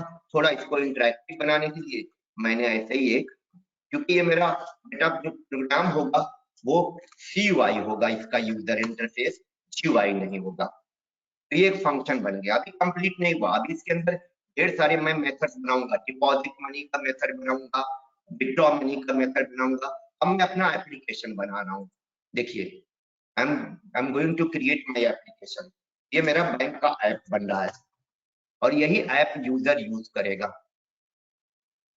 अब इसके अंदर देखिए यहाँ पर मैं क्या करूंगा, ये मेरा प्रोग्राम बन रहा है जावा में, ये प्रोग्राम है बेटा, इसको टेम्पलेट ना बोलेंगे हम लोग। ये हमारी एक ऐप क्लास बन रही है, इसके अंदर मेन नाम का मेथड बन रहा है। और आपको पता होना चाहिए कि कोई भी प्रोग्रामिंग लैंग्वेज हो, चाहे सी हो, चाहे C++ हो, चाहे जावा हो, कोई भी लैंग्वेज आप यूज करिए, रन करने के लिए मेन मेथड का होना मैंडेटरी होता है। तो जावा में भी मेन मेथड होता है, ये मेन मेथड ही रन करेगा स्टार्टिंग में। इनिशियल पॉइंट इसको कहते हैं, एंट्री पॉइंट। यानी अगर आप अपने प्रोग्राम को एक ट्रेन मानते हैं, तो ट्रेन अगर प्रोग्राम को मानिएगा कि प्रोग्राम हो गया, अगर प्रोग्राम एक ट्रेन है तो मेन मेथड बेटा उस ट्रेन का इंजन है। और एक JVM जावा में होता है, शायद आप लोगों ने नाम सुना होगा, JVM stand for Java virtual machine. और JVM हमारे ट्रेन का इंजन ड्राइवर होता है, इंजन का ड्राइवर। जैसे ट्रेन में 3 चीजें रिमेंबर करिए, ट्रेन, ट्रेन का इंजन और इंजन का ड्राइवर। वैसे ही जावा के प्रोग्राम में प्रोग्राम, मेन मेथड और JVM। प्रोग्राम आपका क्या है, ट्रेन है, मेन मेथड उस ट्रेन का क्या है, इंजन है, और JVM इस इंजन का क्या है, ड्राइवर। यानी ये जो मेन मेथड है इसके बिना प्रोग्राम रन नहीं करेगा। जैसे इंजन के बिना ट्रेन आपकी रन नहीं करेगी, ऐसे मेन मेथड के बिना आपका प्रोग्राम रन नहीं करेगा। अब अगर इंजन है ड्राइवर नहीं है बेटा, तब भी आपका ट्रेन रन नहीं करेगा। उसी तरह से अगर मेन मेथड है एंड JVM नहीं है, तब भी आपका प्रोग्राम रन नहीं करेगा। तो जावा के प्रोग्राम को रन कराने के लिए आपके कंप्यूटर पे there must be JVM। JVM stand for Java virtual machine and it is mandatory. अब देखिए यहाँ पर मैं प्रोग्राम में क्या करने जा रहा हूँ, मैं यूजर से अभी इनपुट लूंगा, यहाँ पर एक लूप डिफाइन कर रहा हूँ। अभी इसके अंदर ज्यादा कोड मैं नहीं लिखूंगा, थोड़ा मोड़ा कोड लिखूंगा। ये सिंपल मेरा एक लूप है, इसके कंडीशन में मैंने ट्रू डाल दिया है और यहाँ पर एक सिंपल मैसेज दे दूंगा डबल कोट्स के अंदर 1 बैलेंस। इसका मतलब हुआ यूजर को एंटर वन इंटर करना होगा बैलेंस शो करने के लिए। इसको मेनू बोलते हैं हम लोग बेटा। फिर यहाँ पर मैंने 2 ले लिया और 2 वाला मेनू में मैंने दे दिया डिपॉजिट मनी, यानी अगर यूजर को मनी डिपॉजिट करनी है तो कीबोर्ड से क्या प्रेस करना होगा 2। तीसरा मेनू मेरा आ रहा है और ये मेनू बार बार यूजर को शो किया जाएगा, विड्रॉ मनी। तीसरा मेरा मेनू होगा विड्रॉ मनी का। इस तरह से ये मेरा एक क्या नाम है मेनू बन रहा है, जिससे यूजर को मैं चाहता हूं कि थोड़ा एप्लीकेशन जैसा आपको नजर आए बच्चा लोग। अब यूजर को क्या करना होगा, अपना चॉइस डालना होगा। चॉइस डालने के लिए एक स्कैनर क्लास का क्या बनाना पड़ेगा, ऑब्जेक्ट। ये स्कैनर क्लास हमारी प्रीडिफाइंड क्लास है और इसका मैं बना रहा हूँ ऑब्जेक्ट यूजर से इनपुट लेने के लिए। स्कैनर क्लास है और ये जो न्यू हमारा कीवर्ड होता है बच्चा लोग ऑब्जेक्ट बनाने के लिए। और उससे पहले मेरा अकाउंट क्लास का, जो मैंने अकाउंट नाम से अभी क्लास बनाई थी ना, यहाँ पर उस क्लास का क्या बन जाएगा, ऑब्जेक्ट अकाउंट क्लास का। और ये अकाउंट क्लास के ऑब्जेक्ट में ही ये अमाउंट पड़ा होगा, याद रखिएगा। और भी डिटेल होगा, और भी डिटेल होगा, लेकिन ये दिखा रहा हूँ। चाहे तो आप यूजर का नाम भी शो डाल दें, जैसे यूजर का नाम रखना चाहते हैं यहाँ पर एक वेरिएबल बना दें नेम, मैंने फिक्स कर दिया है अमित। इसका मतलब हुआ अब इस ऑब्जेक्ट में 2 वैल्यू स्टोर हो जाएगी बेटा, जो अकाउंट का ऑब्जेक्ट बनेगा। Amount 5000, name Amit. और यहाँ पर हम मैसेज को मीनिंगफुल बना सकते हैं। अब डियर नेम, ये हमने कॉन्कैटिनेट कर दिया, मतलब यूजर के पास मैसेज क्या जाएगा, मैसेज जाएगा your balance is this, dear Amit your current balance. अभी मैं दिखाता हूँ आपको यहाँ पर, ये अभी देखिए यूजर से इनपुट लेके आपका वो मैसेज आएगा। अब यहाँ मैं यूजर से इनपुट ले रहा हूँ। इनपुट लेने के लिए हमें स्कैनर क्लास का एक मेथड कॉल किया है नेक्स्ट इनपुट, और ये जो मेथड है यूजर से जो इनपुट आएगा उसे ch नाम के वेरिएबल में असाइन कर देगा। अब यहाँ पर मैंने एक कंडीशन लगा दी, अगर ch का वैल्यू 1 हो, 1 का मतलब क्या हुआ, शो बैलेंस के लिए, हर शो बैलेंस। तो अगर th का वैल्यू 1 हो तो क्या किया जाए, अकाउंट जो हमारा है उसका मेथड कॉल कर दिया जाए शो बैलेंस। तो हमारा अकाउंट का देखिए ऊपर हमने ऑब्जेक्ट बना रखा है, यही ऑब्जेक्ट है बेटा। अकाउंट ऑब्जेक्ट से हमें क्या करना है, अकाउंट ऑब्जेक्ट में क्या रखा गया है, उसका बैलेंस रखा गया है, तो उसका मेथड कॉल कर देंगे शो बैलेंस। अब आप रन कराइए, देखिए यहाँ पर हमारा यूजर जब भी मेनू पे क्लिक करेगा, यहाँ पर चॉइस डालेगा, यहाँ पर मैसेज भी देना था मुझे, क्या मैंने भाई चॉइस 1 डाल दिया तो देखिए मैसेज आ गया dear Amit your current balance is 5000। अभी जब मैं डिपॉजिट मनी वाला फंक्शन डालूंगा तो ज्यादा इंटरेक्टिव होगा। यहाँ पर हम एक मैसेज भी दे सकते हैं यूजर को, क्या मैसेज, एंटर योर। यहाँ पर चाहे तो आप एक और मेन्यू ऐड कर दें जिसमें यूजर को एग्जिट करना हो, अगर प्रोग्राम से बाहर आना हो तो एग्जिट के लिए। और एग्जिट के केस में मेरा कंडीशन ये होगा कि अगर चॉइस का वैल्यू क्या हो 4 हो, एग्जिट मेनू के लिए, मतलब प्रोग्राम को टर्मिनेट करने के लिए। यहाँ पर मेरा एक मेथड में कॉल कर लूंगा, एक कीवर्ड यूज कर लूंगा ब्रेक। ब्रेक से क्या होता है, हमारा लूप टर्मिनेट हो जाता है बेटा, और ये लूप टर्मिनेट हो जाएगा तो मेरा प्रोग्राम टर्मिनेट हो जाएगा। और यहाँ थैंक यू का मैसेज दे दिया, थैंक यू, और यहाँ पर नेम दे दिया उसका, बस थैंक यू बहुत। इस तरह से अगर आप देखेंगे बच्चा लोग, तो एक अभी इसमें डिपॉजिट मनी डालूंगा तो आपको ज्यादा इंटरेस्टिंग लगेगा। अभी तो केवल ऑब्जेक्ट के बिना पॉसिबल नहीं था बेटा, यानी ये जो बैलेंस वाला वैल्यू शो किया जाएगा कहाँ से निकाला जाएगा, ये हमारा शो बैलेंस मेथड ये बैलेंस शो करने के लिए इस ऑब्जेक्ट को हिट करेगा। यानी डेटा मेमोरी में कहाँ रखा गया है? ऑब्जेक्ट में। परमानेंटली कहाँ रखा जाता है? डेटाबेस में, है ना। और टेम्पररी कहाँ रखा जाता है? मेमोरी में। और मेमोरी में इसके लिए प्रोग्राम क्या बनाता है? ऑब्जेक्ट। अब देखिएगा यहाँ पर मेरे मेनू में मैंने क्या क्या डाल दिया है, आप देख सकते हैं। यहाँ पर इंटर योर चॉइस, अगर चॉइस में 1 किया तो देखिए बैलेंस शो कर दिया जाएगा, dear Amit your current balance is 4। Menu वाला फिर से आ गया, यहाँ पर मैंने 4 डाल दिया, लूप टर्मिनेट हो गया, थैंक यू का मैसेज आ गया लूप टर्मिनेट होने के बाद। अब अगर डिपॉजिट मनी वाला मैं ऐड करूं तो डिपॉजिट मनी का मैं फंक्शन बनाऊंगा यहाँ पर। जैसे ये मेथड बनाया है शो बैलेंस का, वैसे ही डिपॉजिट मनी, और यहाँ पर मैं एक वेरिएबल डिक्लेयर कर दूंगा जो वैल्यू एक्सेप्ट करेगा, है ना। ये वैल्यू एक्सेप्ट करेगा मनी वाली। अब जब ये मनी वाली वैल्यू आएगी बेटा, पैरामीटर इसको कहते हैं, हमारा प्रोग्राम क्या करेगा, जो अमाउंट नाम का वेरिएबल बना है उस अमाउंट वेरिएबल में ये वैल्यू जो है ऐड कर देगा।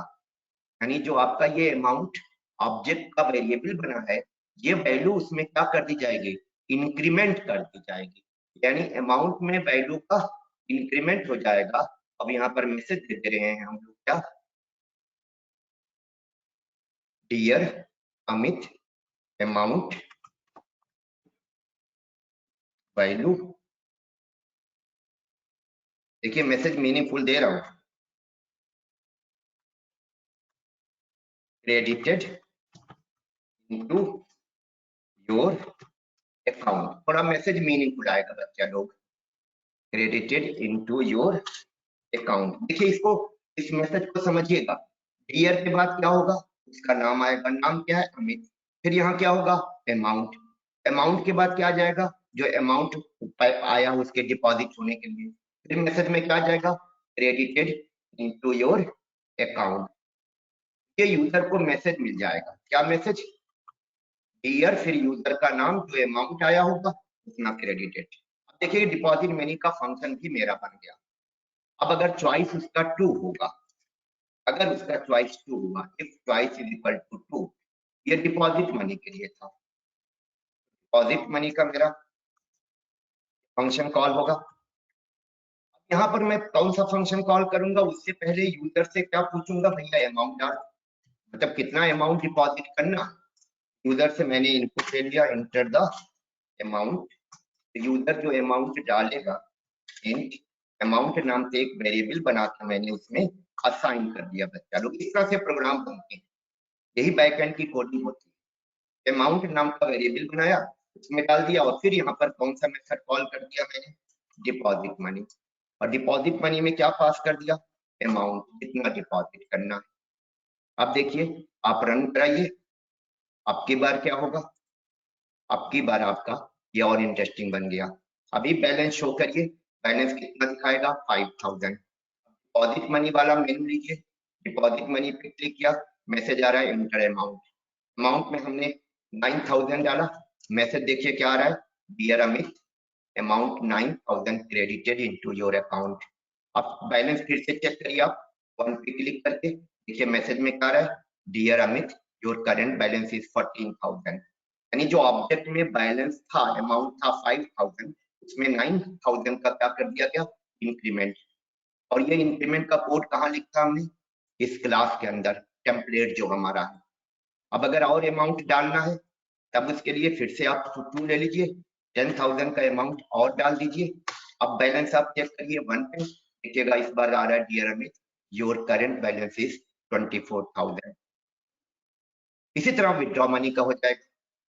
तो ये ऑब्जेक्ट ओरिएंटेड प्रोग्रामिंग है। यहाँ पर देखिएगा इस एप्लीकेशन में कहीं पर भी आपको अमाउंट नजर आ रहा है? नहीं दिख रहा होगा। जो अमाउंट, ये एक्चुअली जो अमाउंट स्टोर हो रहा है वो जो अकाउंट नाम का मेरा क्लास है, इसके ऑब्जेक्ट में, ये अकाउंट क्लास का ऑब्जेक्ट बना है बच्चा लोग। ये जो हमने आपको बताया था इनकैप्सुलेशन, यही क्लास बनाना, क्लास में वेरिएबल को प्राइवेट बनाना। देखिए हमने एक क्लास बनाई अकाउंट नाम की, उसके अंदर अमाउंट नाम से वेरिएबल बनाया, इसको प्राइवेट डिक्लेयर कर दिया। तो ये इनकैप्सुलेशन का पार्ट होता है और ऑब्जेक्ट इसमें रखा गया है। इसी तरह विड्रॉ मनी के लिए भी हम लोग क्या कर सकते हैं? विड्रॉ मनी के लिए फंक्शन बना सकते हैं, लेकिन विड्रॉ मनी में एक वैलिडेशन हमें लगाना पड़ेगा। क्या वैलिडेशन लगाना पड़ेगा? वो जितना अमाउंट विड्रॉ करना चाहता है वो अमाउंट जो करंट बैलेंस में है उससे लेस, ज्यादा नहीं होना चाहिए। विड्रॉ मनी में जो वैल्यू आएगा मैं यहाँ पर एक कंडीशन पुट करूंगा। क्या कंडीशन? अगर वैल्यू वैल्यू ग्रेटर देन किससे हो जाएगा? अमाउंट से। लेट अस सपोज इसके पास करंट अमाउंट जो है वो बेटा 10,000 है और उसने विड्रॉ करने के लिए 10,500 डाल दिया, तो क्या विड्रॉ होना चाहिए? नो। तो ये कंडीशन ट्रू हो जाएगा। वैल्यू में जो वैल्यू आएगा यानी जो अमाउंट वो विड्रॉ करना चाहता है वो वैल्यू आएगा। अगर वो वैल्यू क्या हुआ?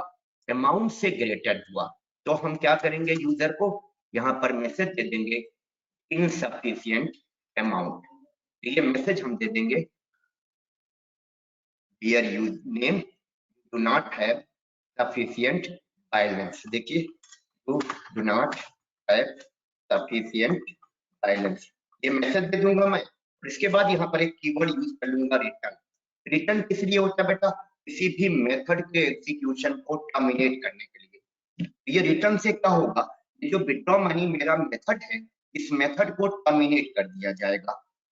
मतलब अगर अगर ये कंडीशन यानी नीचे वाला कोड रन नहीं करेगा, अब जब नीचे वाला कोड रन करेगा इसका मतलब ये कंडीशन फॉल्स है, तो एल्स लगाने का कोई जरूरत नहीं है।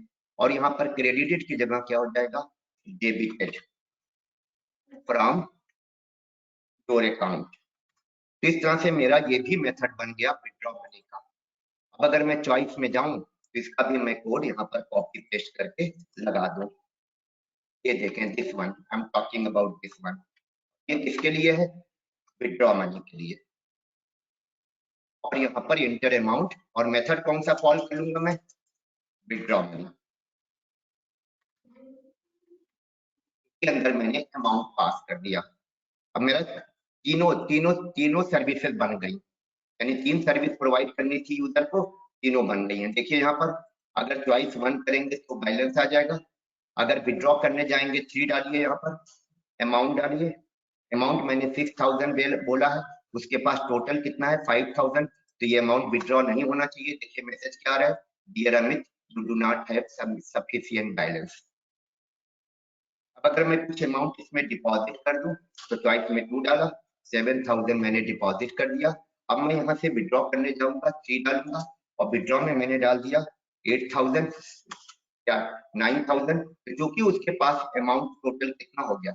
5,000 पहले था, 7,000 डिपॉजिट हुआ तो 12,000 हो गया, तो 9,000 निकालेगा तो अब उसके पास 3,000 बचेगा। देखिए लिखा हुआ है dear Amit amount 9,000 debited from your account. उसी तरह से अगर आप ये बैलेंस चेक करेगा, ये without object oriented it could not, बहुत डिफिकल्ट होगा। देखिए ऑब्जेक्ट में डेटा रखा है यहाँ पर और कहीं भी आपको डेटा दिख नहीं रहा होगा, ना तो यहाँ पर उसका नाम दिख रहा होगा, कहीं पर देखिए उसका नेम दिख रहा है, यहाँ ऐप नहीं, इसी ऐप तो टेम्पलेट था बेटा। इसका मतलब डेटा हाइड है कि नहीं? यहाँ पर ये ऑब्जेक्ट बना है और यहाँ पर आपको कहीं भी उसका जो इनिशियल बैलेंस 5,000 था और उसका जो नेम था, उसकी जो इंफॉर्मेशन थी, सब इस ऑब्जेक्ट में है, but it can not be seen due to encapsulation. तो ये है बेटा इनकैप्सुलेशन का एडवांटेज। पॉइंट क्लियर है आप लोगों को? Yes, जो sir. कोड मैंने लिखा है, I am pasting this code into chat box. आप लोग इसको बेटा आप कॉपी पेस्ट कर लेना, देखना बड़ा इंटरेस्टिंग है ऑब्जेक्ट ओरिएंटेड के प्रोग्रामिंग के पॉइंट ऑफ व्यू से। तो मैंने चैट बॉक्स में ये दोनों कोड डाल दिया है। कौन सा दोनों कोड? एक ये अकाउंट का टेम्पलेट जो मैंने बनाया है डेटा हाइडिंग के लिए, प्राइवेट बना देंगे तो डेटा हाइड हो जाएगा 100%, इसको भी हमने प्राइवेट बनाया नेम के लिए। और यहाँ पर ये ऐप चल रहा है मेरा, इसमें अकाउंट का ये ऑब्जेक्ट बन रहा है, यही इनकैप्सुलेशन हुआ। जावा की ऊप्स के कॉन्सेप्ट में इनकैप्सुलेशन। सेकंड आपका आता है इनहेरिटेंस। आपको आइडिया होगा इनहेरिटेंस के बारे में, हमारी रियल लाइफ की बात करें बेटा, इनहेरिटेंस क्या होता है? Code reusability. Code reusability inheritance का पर्पस है, कोड रीयूजेबिलिटी। जैसे अगर आप रियल लाइफ में बात करें, जैसे मैं हूँ, मेरा जो साइंस के अकॉर्डिंग मुझे जो बनाया गया होगा बेटा, मेरा जो स्ट्रक्चर होगा उसमें जो क्रोमोसोम से बनता है बॉडी, हमारा बॉडी पूरा क्रोमोसोम से बनता है और ये क्रोमोसोम नए नहीं है, हमारे पेरेंट के क्रोमोसोम को यूज किया गया है हमें बनाने में, इनहेरिट किया गया है। यानी मैंने क्या किया है, अपने पेरेंट्स के क्रोमोसोम को इनहेरिट किया है, ये कोड रियूजेबिलिटी होती है, बहुत पावरफुल फीचर है। इसी तरह से एक आपका आता है पॉलीमॉर्फिज्म। पॉलीमॉर्फिज्म का पर्पस क्या होता है, कोई आइडिया है किसी को? इसका पर्पस होता है कोड कॉम्प्लेक्सिटी रिड्यूस करना, यानी जो कोड कॉम्प्लेक्स होते हैं उन कॉम्प्लेक्सिटी को रिड्यूस करना, यानी सिंपल कर देना, रिड्यूसिंग कोड कॉम्प्लेक्सिटी। ये पॉलीमॉर्फिज्म का एडवांटेज है। एब्स्ट्रैक्शन का जो एडवांटेज है बेटा, वो कोड कॉम्प्लेक्सिटी को हाइड करना। ये 4 पिलर हैं ऑब्जेक्ट ओरिएंटेड प्रोग्रामिंग के। These are 4 pillars, but encapsulation, data hiding, inheritance, code reusability, polymorphism, one name many form होता है, कोड कॉम्प्लेक्सिटी रिड्यूस करना, और ये कोड कॉम्प्लेक्सिटी हाइड करना, हाइडिंग कोड कॉम्प्लेक्सिटी, है ना? राइट बच्चा लोग? Yes, sir. तो ये पूरी कहानी है। अब इसके अलावा कोर जावा में आपको उस कॉन्सेप्ट के अलावा और क्या क्या चीजें सीखनी होंगी? जैसे आपने कॉन्सेप्ट जानते होंगे बच्चा लोग, मल्टी थ्रेडिंग। मल्टी थ्रेडिंग क्या होती है कि मल्टी थ्रेडिंग ऐसा कॉन्सेप्ट होता है, it is used to achieve multitasking. Multitasking means ऐसे एप्लीकेशन बनाना जो मल्टीटास्किंग है। मल्टीटास्किंग का मतलब होता है जहां पर एक साथ एक से ज्यादा टास्क परफॉर्म हो, दैट इज मल्टीटास्किंग। अगर आपको अपने एप्लीकेशन में मल्टीटास्किंग चाहिए, मल्टीटास्किंग के लिए आप मल्टी थ्रेडिंग कॉन्सेप्ट को इम्प्लीमेंट करेंगे। दुनिया में जितने सर्वर बनाए जाते हैं, जैसे चैटिंग सर्वर होता है, जितने भी सर्वर होते हैं वो मल्टीटास्किंग, और मल्टीटास्किंग के लिए ये मल्टी थ्रेडिंग किया जाता है। जैसे मैं एक छोटा सा आपको डेमो देता हूँ। मेरा एक चैट सर्वर बना हुआ है, चैट क्लाइंट बना हुआ है, उसमें क्या यूज किया गया होगा? Multi threading. मैं दिखा रहा हूँ आपको, एक सेकंड बना हुआ है, बस खाली मैं शो कर दूं, आपको समझ में आ जाएगा कि मल्टी थ्रेडिंग का कॉन्सेप्ट कितना यूजफुल है प्रोग्रामिंग वाइज। मल्टी थ्रेडिंग किस पर्पज के लिए है? मल्टी टास्किंग करने के लिए। मैं एक छोटा सा आपके सामने कोड दिखाने जा रहा हूँ, देखिएगा। मल्टी थ्रेडिंग का बना हुआ मेरे पास, सॉरी, मल्टी का कोड मेरा यहाँ पर है। यहाँ देखेंगे एक मेरा सर्वर होगा चैट का, ये चैट सर्वर मेरा बना हुआ है, इसको मैंने यहाँ पर। ये सर्वर क्या होते हैं बेटा? दुनिया में जितने भी सर्वर होते हैं एक साथ एक से ज्यादा क्लाइंट की रिक्वेस्ट की प्रोसेसिंग करते हैं। अब जैसे ये सर्वर है, अब ये सर्वर मेरा स्टार्ट हो गया, इसको मैंने मिनिमाइज कर दिया, मैं क्लाइंट का प्रोग्राम रन कराऊंगा। ये मेरा क्लाइंट का प्रोग्राम है, क्लाइंट के मैं एक प्रोग्राम रन करा दूंगा। अब at client, ये this is my client program, ये पहला प्रोग्राम रन हुआ। अब एक प्रोग्राम में क्लाइंट का और रन करा दे रहा हूँ। याद रखिएगा, इसमें बेटा जो हमारा सर्वर है वो मल्टीटास्किंग है, और जो चैटिंग होगा कैसे होगा? अगर 3 क्लाइंट में अभी देखिए रन कराऊंगा तो आपको समझ में आएगा। चैट क्लाइंट UI, यहाँ पर एक क्लाइंट और मैंने रन करा दिया, तो मेरे पास क्लाइंट की 2 स्क्रीन ओपन हो गई हैं। अभी तीसरी स्क्रीन भी मैं ओपन कर रहा हूँ क्लाइंट की, चैट क्लाइंट। अब क्लाइंट की देखिएगा टोटल 3 स्क्रीन बेटा मेरी स्टार्ट हो चुकी है। दिस 3 स्क्रीन यू कैन सी, अलग अलग। अब देखिएगा इनके बीच में चैटिंग होगी। यहाँ पर मैंने नाम दे दिया राहुल, स्टार्ट चैट पे क्लिक किया, राहुल का चैट बॉक्स एक्टिव हो गया, ये राहुल का चैट बॉक्स। अब यहाँ पर मैंने इसका नाम दे दिया अमित। अभी सर्वर से जुड़ गए, सर्वर से कनेक्ट हो गए। देखिए सर्वर साइड ये मैसेज आ रहा होगा, मैसेज मैंने नहीं दिया, नहीं तो मैसेज आता क्लाइंट कनेक्टेड का, वो मैसेज हम डाल देंगे, कोई बहुत बड़ा नहीं है। और यहाँ पर एक और क्लाइंट स्टार्ट कर दिया। अब अगर इस क्लाइंट ने हेलो भेजा तो ये हेलो वाला मैसेज किसके पास जाएगा? इस सर्वर के पास। सर्वर बेटा मल्टी थ्रेडेड है। मल्टी थ्रेडेड का मतलब सर्वर ने 3 अलग अलग थ्रेड क्रिएट किए हैं, एक अमित के लिए, एक राहुल के लिए, एक इमरान के लिए। अब अगर इमरान ने हेलो भेजा तो सर्वर का काम होगा सबकी स्क्रीन पर देखिए, राहुल की स्क्रीन पे क्या आ रहा है, इमरान सेड हेलो। ये अमित की स्क्रीन पे क्या आ रहा है, इमरान सेड हेलो। और इमरान की अपनी स्क्रीन में क्या आ रहा है, यू सेड हेलो। अब अगर यहाँ से अमित ने बोला हाय, तो देखिएगा अमित की स्क्रीन पे आएगा यू सेड हाय। तो ये कैसे पॉसिबल हुआ, ये सब सर्वर इसमें ब्रॉडकास्टिंग कर रहा है। और इसके लिए सर्वर क्या कर रहा होगा बेटा, मल्टी थ्रेडिंग। यहाँ पर देखेंगे सर्वर का कोड अगर मैं दिखाऊंगा, this is my server code, तो नजर आए तो मल्टी थ्रेडिंग इसलिए होती है। देखिए चैट थ्रेड लिख के मैंने बना लिखा हुआ है, चैट थ्रेड वही थ्रेड है बेटा जो ब्रॉडकास्ट कर रहा है मैसेज को। इसके लिए कौन से कॉन्सेप्ट को इम्प्लीमेंट किया जाता है, मल्टीटास्किंग अचीव करने के लिए। मल्टीटास्किंग का मतलब होता है जहां पर एक साथ एक से ज्यादा टास्क परफॉर्म किए जाए, वो हम लोग बोलते हैं कॉन्सेप्ट जो इम्प्लीमेंट होता है उसको कहते हैं मल्टी थ्रेडिंग। मल्टी थ्रेडिंग वाला कॉन्सेप्ट हमारा बहुत पॉपुलर है।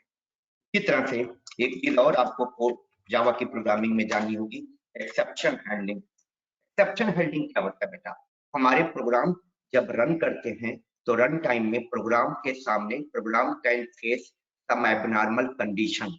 तो जब आपका प्रोग्राम रन करता है तो during the execution of program can face some abnormal condition, यानी उसके सामने कुछ एबनॉर्मल कंडीशन आ सकती हैं। जैसे आपका प्रोग्राम सर्वर से कनेक्ट हो रहा है और सर्वर बंद कर दिया जाए, सर्वर अगर नहीं रन कर रहा है तो इसका मतलब सर्वर के सामने हमारे प्रोग्राम के सामने क्या होगा, एबनॉर्मल कंडीशन होगी। और उसी एबनॉर्मल कंडीशन को हैंडल करने के लिए इस कॉन्सेप्ट को इम्प्लीमेंट किया जाता है। तो कोई भी दुनिया में एप्लीकेशन बनेगा, exception handling must be implemented. ठीक है, उसी तरह से एक स्ट्रिंग हैंडलिंग बड़ा इंपॉर्टेंट टॉपिक होगा जो आपको स्किल में आना चाहिए। बड़ा है, बहुत कुछ, सारा कुछ मैं डिस्कस तो नहीं कर पाऊंगा, बट ये सारी चीजें आपको जावा में आपको सीखनी होंगी। उप्स के सारे कॉन्सेप्ट हैं, मल्टी थ्रेडिंग है, एक्सेप्शन हैंडलिंग है, इंटरफेस है बेटा। Interface plays very important role in Java development, यानी जो जावा में डेवलपमेंट किया जाता है उसमें इंटरफेस का बहुत इंपॉर्टेंट रोल।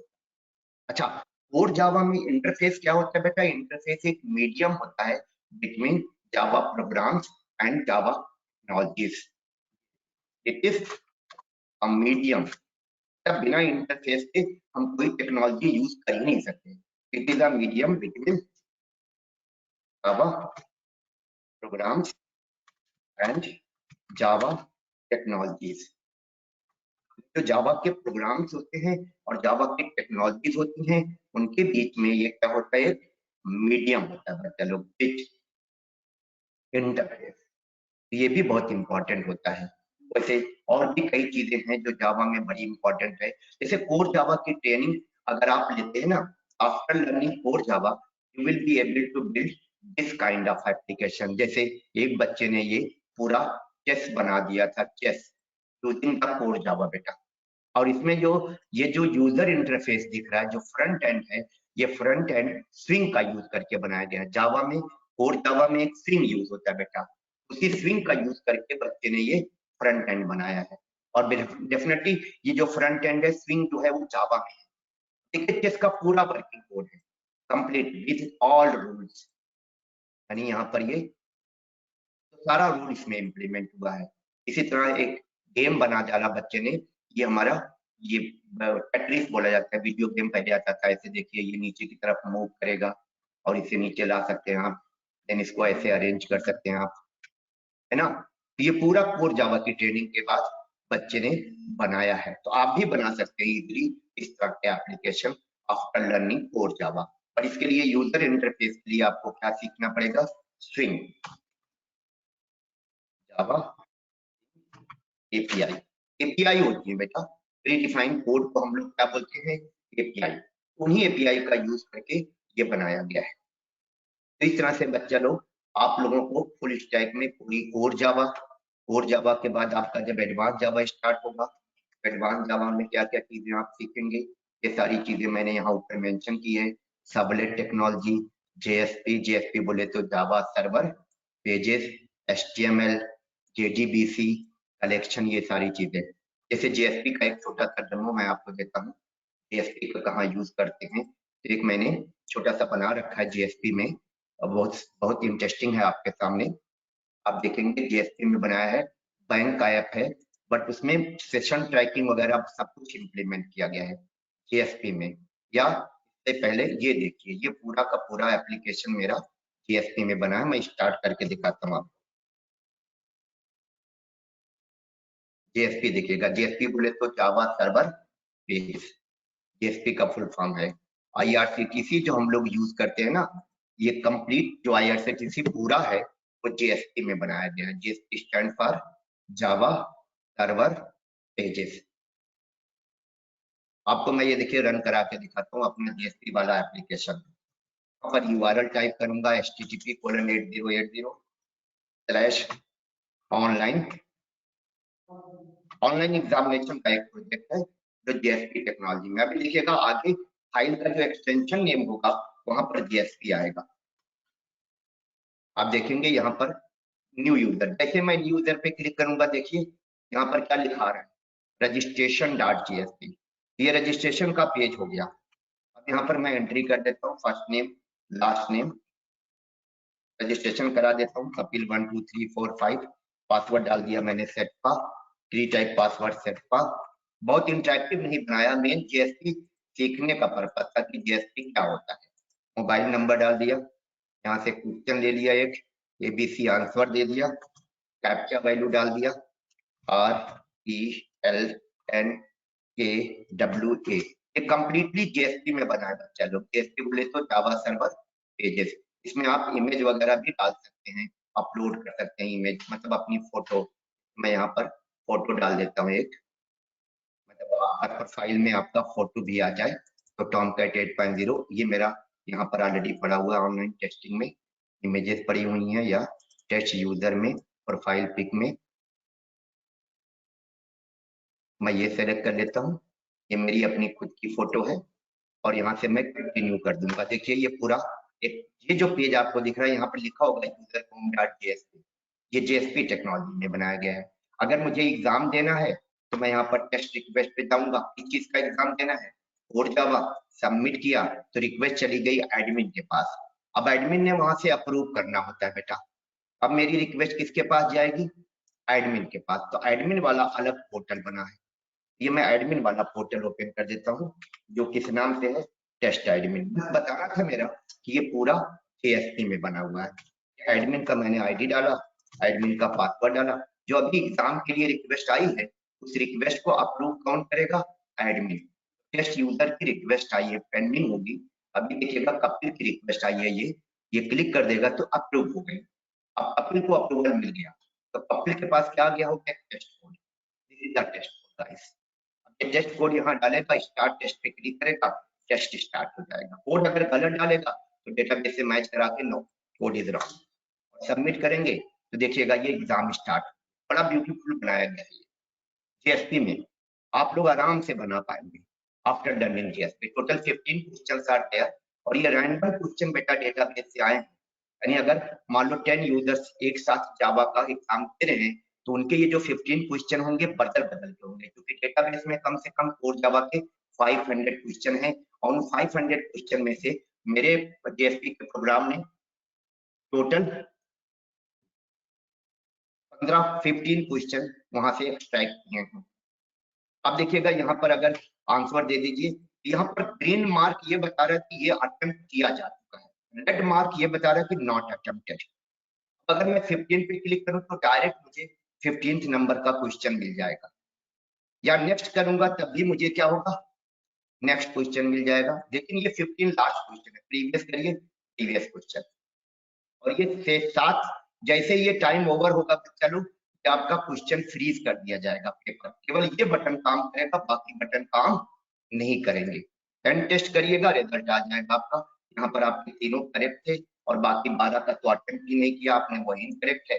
होम में जाके यहाँ पर आप अपना रिपोर्ट देख सकते हैं कपिल, इनका रिपोर्ट क्या है। टोटल 15 क्वेश्चन थे, उसमें से 3 करेक्ट आंसर है, 20 में से पास स्कोर 20 है और ये कब की डेट में उन्होंने एग्जाम दिया था। ठीक है बच्चा लोग, ये कौन सी टेक्नोलॉजी में बनाया गया है, जेएसपी। जेएसपी बोले तो जावा सर्वर पेजेस। क्लियर है बच्चा लोग? Yes sir. Yes sir. तो आप लोगों को पास 5 मिनट का टाइम है बच्चा लोग, चूंकि मैं आपका 10 मिनट में फिनिश करूंगा ये प्रेजेंटेशन। तो आप लोगों से अगर कोई क्वेश्चन है, आई होप मैं जो समझाने की कोशिश किया आपको पूरी चीजें क्लियर हुआ होगा। कुछ फ्रंट एंड क्या होता है, बैक एंड क्या होता है, कोडिंग ऑब्जेक्ट ओरिएंटेड क्या होता है, उसके कॉन्सेप्ट, आई होप आपको चीजें क्लियर हुई होंगी। प्लीज आप लोग मैसेज डाल के बता सकते हैं कि हाँ चीजें कितनी आपके लिए यूजफुल थी। Okay, if you have any question you can ask me question also.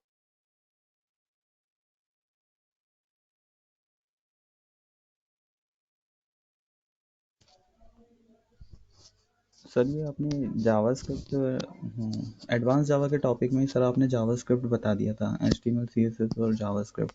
तो सर जब अब सब कुछ जावास्क्रिप्ट अगर है ना हाँ हाँ एडवांस, अगर जावास्क्रिप्ट अगर सर एडवांस जावा के अंदर इंक्लूड है तो सर फिर वो अलग से एंगुलर के अंदर कहाँ ज़रूरत है उसको यूज़ करने के लिए एंगुलर सर? एक्टिविटी सबसे बड़ा एडवांटेज है वो ये है कि एंगुलर से जो पेज बनता है single page application. Single page application समझते हैं ना? इसका मतलब ये हुआ कि आप अगर एंगुलर में ट्रेनिंग करते हैं तो आपका जो फ्रंट एंड बनेगा that will B single page application. और जो हमने जीएसपी दिखाया था आपको अभी थोड़ी देर पहले, ये अपना प्रोजेक्ट बताया था ना जीएसपी में बेटा, ये single yes page sir. Application नहीं था। इसमें भी HTML CSS जावास्क्रिप्ट हमने यूज किया था, but it was not single page application. और आजकल प्रचलन में क्या है, यूज में कौन सा एप्लीकेशन आता है फ्रंट एंड में? Single page, right. हम जो एडवांस जावा में ये जावास्क्रिप्ट HTML CSS करेंगे, इसमें जो हमारा पेज बनेगा that would not be single page, right. Yes sir. Single page का मतलब होता है बेटा आपको मेन्यू मिलेगा और होम पेज आपका डिस्प्ले हो जाएगा और यूजर किसी भी पेज पे लिंक पे क्लिक करेगा तो पेज रिफ्रेश नहीं होगा, उस पेज का कंटेंट इसी पेज में क्या कर दिया जाएगा, अपडेट कर दिया जाएगा विदाउट रीलोडिंग पेज अगेन। तो एंगुलर और रिएक्ट जेएस इसीलिए पॉपुलर आजकल हो गए, किसकी वजह से? सिंगल पेज एप्लीकेशन की वजह से। तो सर एंगुलर के अंदर ही है ना जावास्क्रिप्ट, एंगुलर जो फ्रेमवर्क एंगुलर बनाया के हुआ है अंदर उसी में नहीं बेटा, एंगुलर के अंदर नहीं होता। HTML कहीं भी यूज कर सकते हैं आप। PHP डेवलपर हैं, आपको HTML का जरूरत पड़ेगा। आप ASP.NET डेवलपर हैं, आपको HTML CSS जावास्क्रिप्ट का जरूरत पड़ेगा। आप JSP डेवलपर हैं, HTML CSS जावास्क्रिप्ट का जरूरत पड़ेगा। इसका तो जरूरत एंगुलर में भी पड़ेगा, JSP में भी पड़ेगा, PHP में भी पड़ेगा, ASP.NET में भी पड़ेगा। तो सर मतलब मेन यूज जो है वो एंगुलर का है, वो सिंगल पेज एप्लीकेशन सिंगल बनाने के पेज लिए है वो। Application definitely, single page application बहुत पॉपुलर है। सिंगल पेज एप्लीकेशन ही आजकल बिल्ड होता है। और सर ये नोड जेएस का क्या बताया था आपने? Node.js बैक एंड में यूज होता है बेटा। सॉरी सॉरी, जैसे अगर नोड आपका जेएस। फ्रंट एंड में एंगुलर है तो बैक एंड में आप Node.js यूज कर सकते हैं। जैसे मैंने वो भी सर। अभी जो मैंने अभी जो मैंने बैक एंड यूज किया था वो स्प्रिंग बूट का था। किसका था? हाँ सर। Spring boot. और यहाँ पर यस। अगर वेब डी में आप जा रहे हैं एंगुलर में जनरली, जैसे आप जावा पे नहीं है, आपका बैक एंड में जावा नहीं आता, आपको बैक एंड तो होना चाहिए ना एंगुलर के बाद। Yes sir. जैसे आप केवल एंगुलर सीखिएगा तो बैक एंड में क्या यूज करिएगा, तब ज्यादातर बच्चे बैक एंड में Node.js सीख लेते हैं। Okay sir. ठीक, एवरीबॉडी। तुम्हारा और मैम, सर ये बोलिए। जो आपने ना ये फ्रेम यस मार्केट में सर रेहान। अभी, बस मैम 2 मिनट बाद आप टेक ओवर कर लीजिएगा। सर ये आपने वो फ्रेमवर्क जो बताया मार्केट, जैसे ये हाइबरनेट हम्म, फ्रेमवर्क है, हम्म, स्प्रिंग फ्रेमवर्क है, तो हम्म। ये सारे फ्रेमवर्क जो है वो है ना क्या बोलते हैं इस इंटर्नशिप के अंदर इंक्लूड होंगे क्या? हाँ 100%, 100%। और सर इसमें कंपनी जो होती है, मतलब जो कंपनीज होती है वो अपनी रिक्वायरमेंट के अकॉर्डिंग अलग अलग उस पे फ्रेमवर्क वर्क करती है। जैसे डेटाबेस के लिए आजकल हाइबरनेट बहुत यूज हो रहा है, डेटाबेस का कोड के लिए हाइबरनेट, ठीक है। इसका यस मतलब सर। है जब आप बैकएंड की कोडिंग करिएगा तो जो डेटाबेस वाला ऑपरेशन परफॉर्म करिएगा उसके लिए you will have to use hibernate,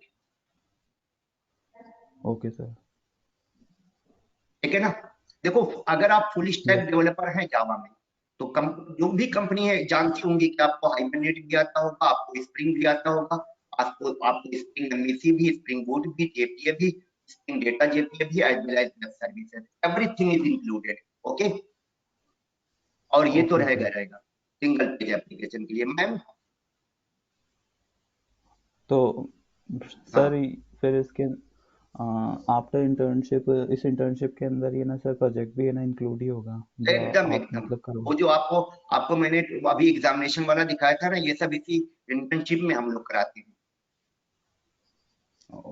okay sir. और sir Sumaila fees ma'am. Structure की बात? हाँ बच्चा बोलिए। मैम अभी आपके सामने ये मैम आ रही है, आपको डिटेल में बताएंगे। Sumaila ma'am.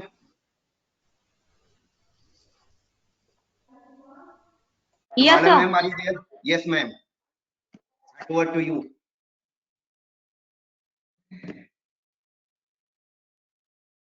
Thank you, sir. Thanks for delivering this session. So, students, this is Shumaila from SETPA Info Tech, and I am taking care of the internships and the placements here at SETPA Info Tech.